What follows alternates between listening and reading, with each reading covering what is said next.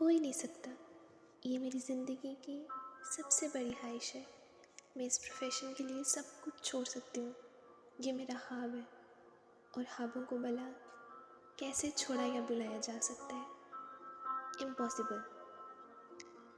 امامہ نے قطعی انداز میں سر ہلاتے ہوئے ہتھیلی پر ہاتھ رکھے ہوئے دانوں میں سے ایک اور دانہ منہ میں ڈالا. زندگی میں کچھ بھی ناممکن نہیں ہو سکتا. کچھ بھی ہو سکتا ہے. فرض کرو کہ تم ڈاکٹر نہیں بن پاتی تو پھر تم کیا کرو گی؟ کیسے ریئیکٹ کرو گی؟ امامہ اب سوچ میں پڑ گئی. پہلے تو بہت روں گی، بہت ہی زیادہ، کئی دن، اور پھر میں مر جاؤں گی. جویریہ بے اختیار ہنسی. اور ابھی کچھ دیر پہلے تو تم کہہ رہی تھی کہ تم لمبی زندگی چاہتی ہو، اور ابھی تم کہہ رہی ہو کہ تم مر جاؤ گی. ہاں تو پھر زندہ رہ کر کیا کروں گی؟ سارے پلان سے میرے میڈیکل کے حوالے سے، اور یہ چیز زندگی سے نکل گئی تو پھر باقی رہے گا کیا؟ یعنی تمہاری ایک بڑی خواہش دوسری بڑی خواہش کو ختم کر دے گی؟ تم یہی سمجھ لو.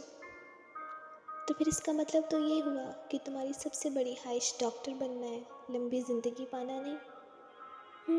تم کہہ سکتی ہو. اچھا، اگر تم ڈاکٹر نہ بن سکی تو پھر مرو گی کیسے؟ خودکشی کرو گی یا طبی موت؟ جویریہ نے بڑی دلچسپی سے پوچھا. طبی موت ہی مروں گی، خودکشی تو کر ہی نہیں سکتی. امامہ نے لاپرواہی سے کہا. اور اگر طبی موت آ نہ سکی تو؟ میرا مطلب ہے جلد نہ آئی تو پھر تم ڈاکٹر نہ بننے کے باوجود بھی لمبی زندگی گزارو گی؟ نہیں، مجھے پتہ ہے اگر میں ڈاکٹر نہ بن سکی تو بہت جلد مر جاؤں گی. مجھے اتنا دکھ ہوگا کہ میں زندہ نہیں رہ سکوں گی. وہ یقین کے ساتھ بولی.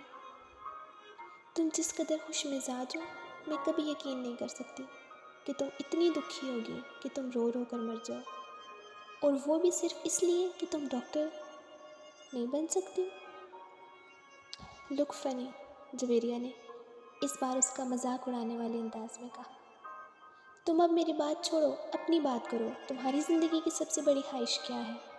امامہ نے موضوع بدلتے ہوئے کہا. رہنے دو. کیوں رہنے دو؟ بتاؤ نا. تمہیں برا لگے گا، جویریہ نے کچھ ہچکچاتے ہوئے کہا. امامہ نے گردن موڑ کر حیرانی سے اسے دیکھا. مجھے کیوں برا لگے گا؟